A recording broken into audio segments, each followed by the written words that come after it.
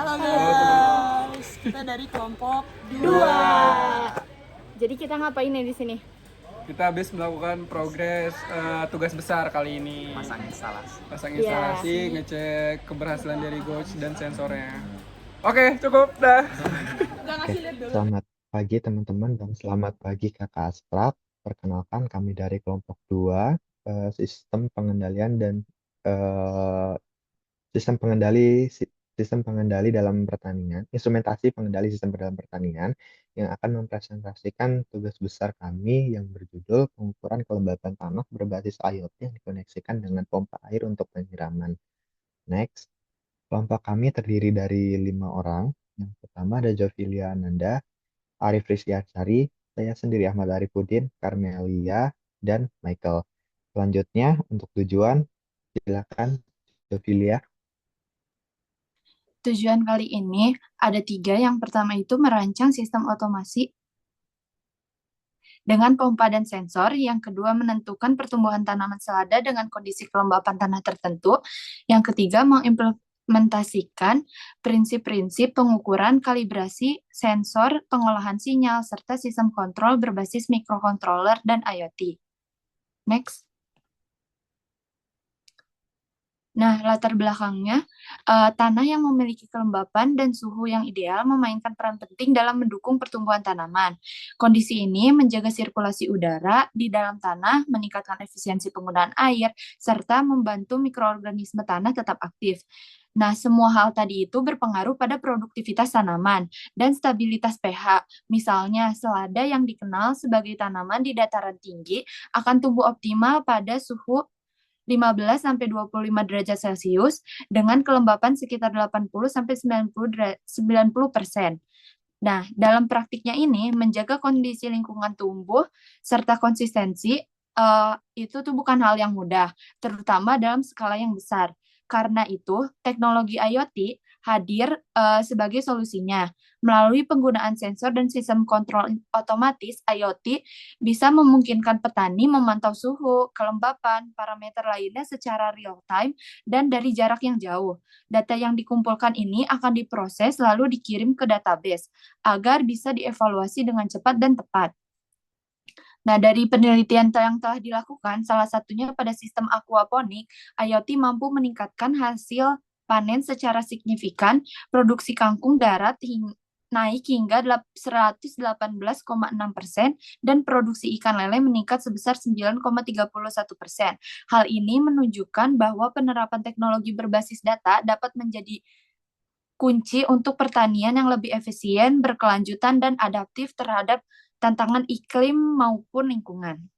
Next. Nah, ini ada rangkaian yang kami gunakan. Yang di 1A itu dari berdasarkan modul, yang 1B itu yang kita udah rangkai. Selanjutnya, komponen-komponennya akan dijelaskan oleh teman saya. Selanjutnya di sini saya akan menjelaskan komponen-komponen yang digunakan dalam rangkaian untuk percobaan. Pertama ada breadboard. Breadboard ini digunakan sebagai penghubung antar rangkaian yang aman. Dalam kata lain, breadboard juga digunakan sebagai media prototipe sirkuit elektronik yang digunakan untuk menghubungkan komponen satu sama lain. Selanjutnya adalah microcontroller. Microcontroller yang digunakan dalam komponen rangkaian adalah Wemos D1 Mini SP8266. Microcontroller ini merupakan otak antar sistem yang memproses data dari sensor dan mengontrol aktuator. Selanjutnya ada adaptor. Adaptor ini digunakan sebagai sumber daya listrik yang mengubah tegangan AC dari stop kontak menjadi tegangan DC yang digunakan untuk rangkaian. Boleh next slide. Selanjutnya, komponen yang digunakan dalam rangkaian ada motor driver. Motor driver merupakan perangkat antar muka yang digunakan untuk mengontrol motor listrik. Selanjutnya ada sensor kelembaban tanah. Sensor kelembaban tanah ini berfungsi untuk mengukur kadar air atau tingkat kelembapan di dalam tanah seperti namanya. Selanjutnya ada sensor suhu dan kelembapan udara. Model sensor suhu dan kelembapan udara yang digunakan dalam rangkaian adalah DHT11. Ini merupakan sensor digital yang digunakan berdasarkan perubahan resistansi untuk mengukur kelembapan dan termistor dari suhu udara. Terakhir ada aktuator atau pompa air yang merupakan perangkat yang melakukan tindakan fisik berdasarkan sinyal yang dikirimkan oleh microcontroller seperti pompa air. Contohnya untuk menyiram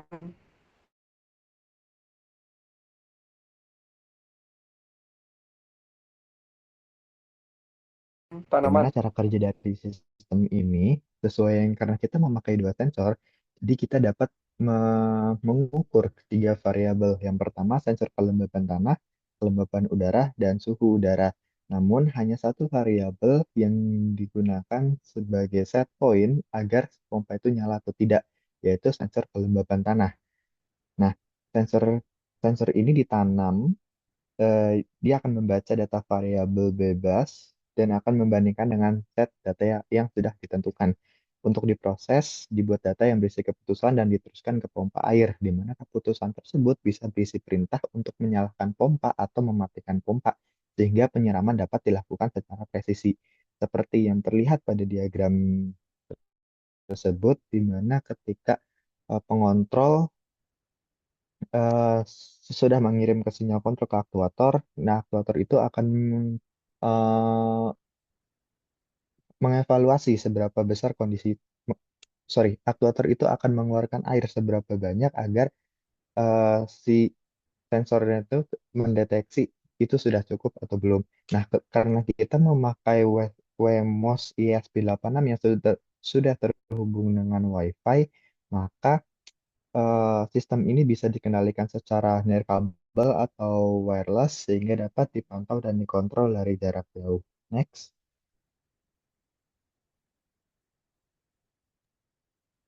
Baik. Saya akan menjelaskan flowchart sistem dari kode.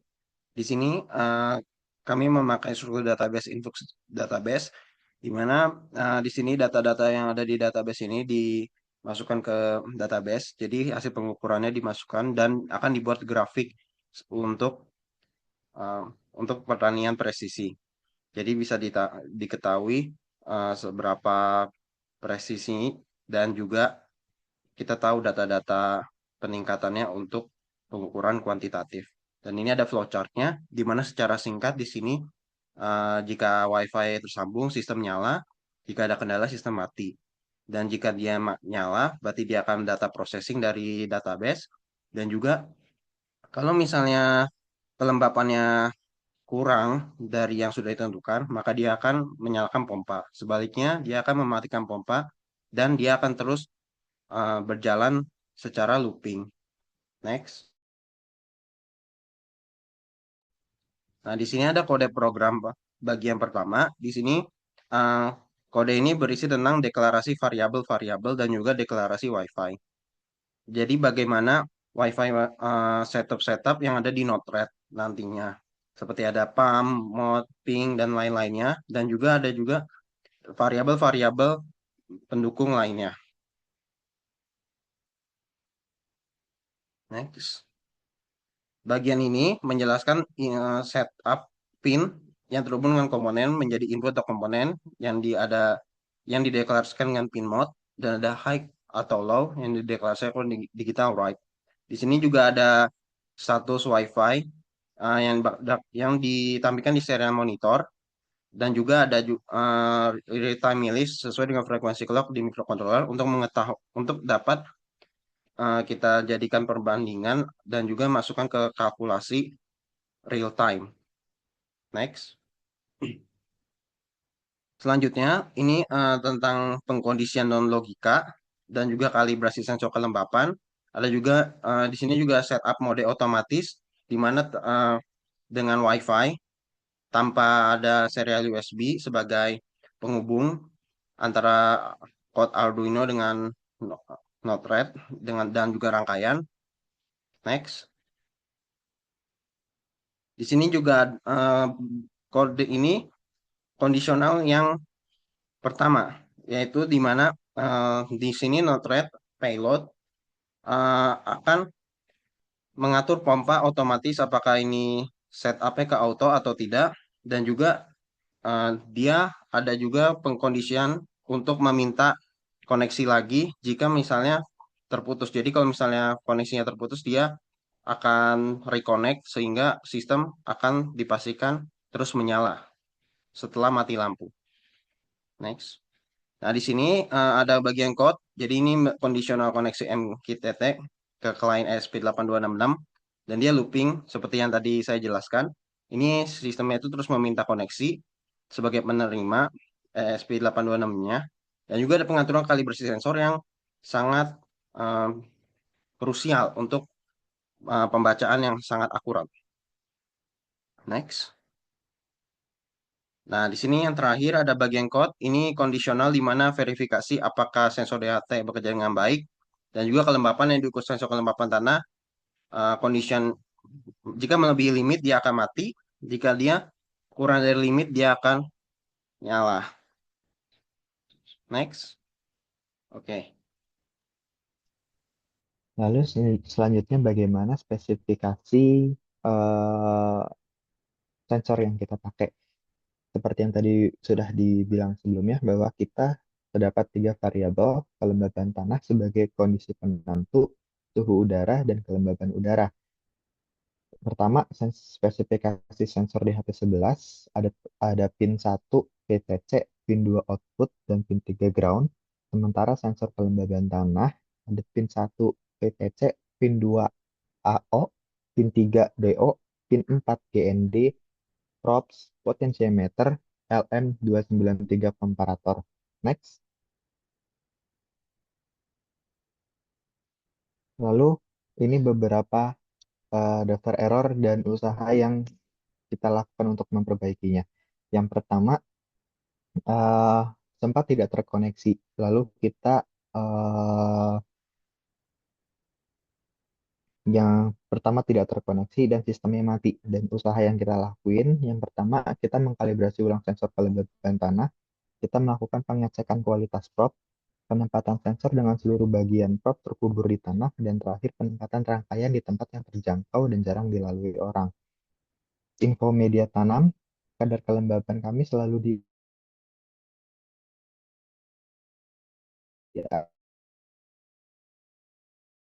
atas 70% pada 8 hari panen dan kurang dari 50% setelah antara panen sampai kurang dari 15 hari. Next. Lalu kondisi pencahayaan yang kami dapatkan cukup hangat dan cukup terkontrol karena rangkaian diletakkan di screen house sehingga kelembaban tanah tidak mengalami penurunan yang signifikan yang nantinya akan berpengaruh ke stok air yang dipakai. Next.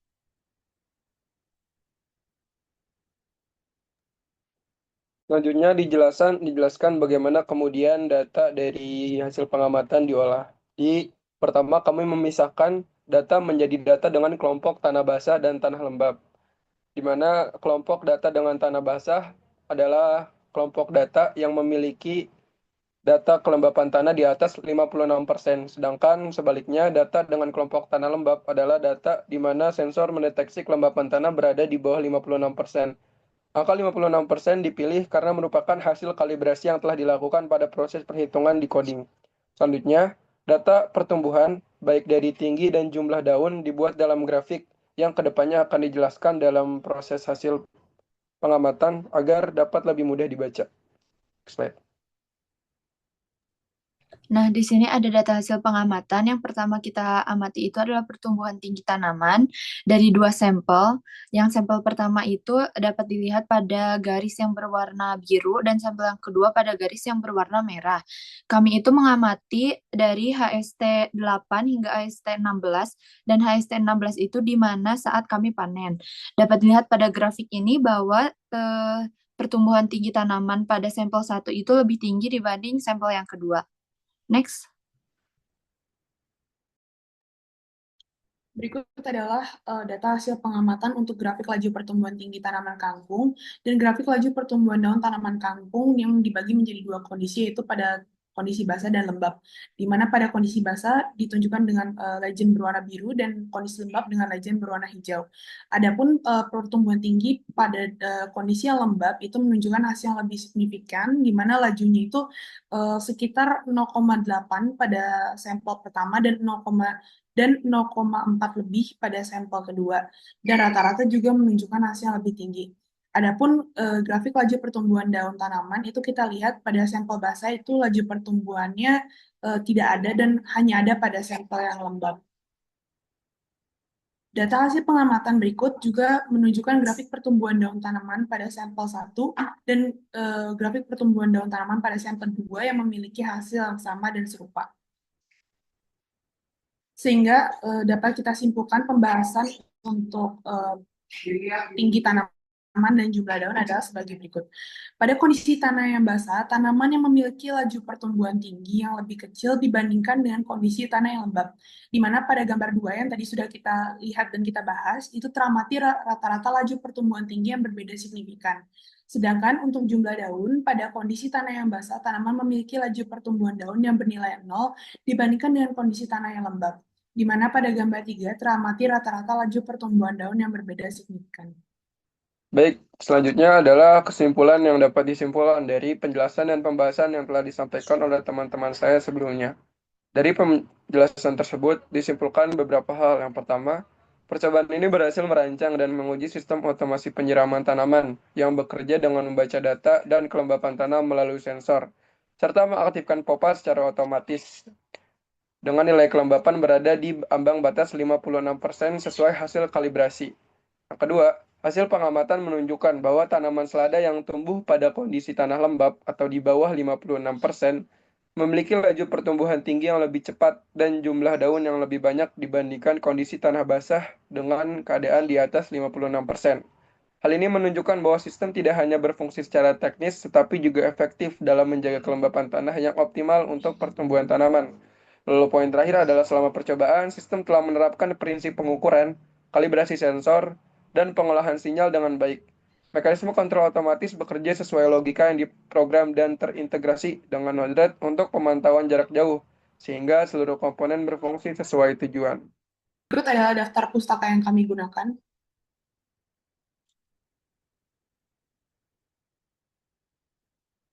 Sekian presentasi dari kami. Mohon maaf bila ada salah kata. Terima kasih. Nah, ini adalah instalasinya. Kelihatan nggak? Tunjukin ini apa gitu. Oke, jadi bisa dilihat dari layar itu ya, ada yang bisa diukur itu suhu udara, kelembapan tanah, sama kelembapan udara di hari terakhir kita panen. Oke, dan didapatkan nilai-nilai suhu udara, kelembapan dan tanah dan udaranya seperti yang tertera di layar. Terima kasih. Kita akan mulai proses penimbangan. Ini sampel pertama kita. Kita bersihin dulu tanah-tanahnya. Oke. Sudah timbang. Ini sampel pertama kita 0,016. Jadi ini adalah hasil panen tanaman kita.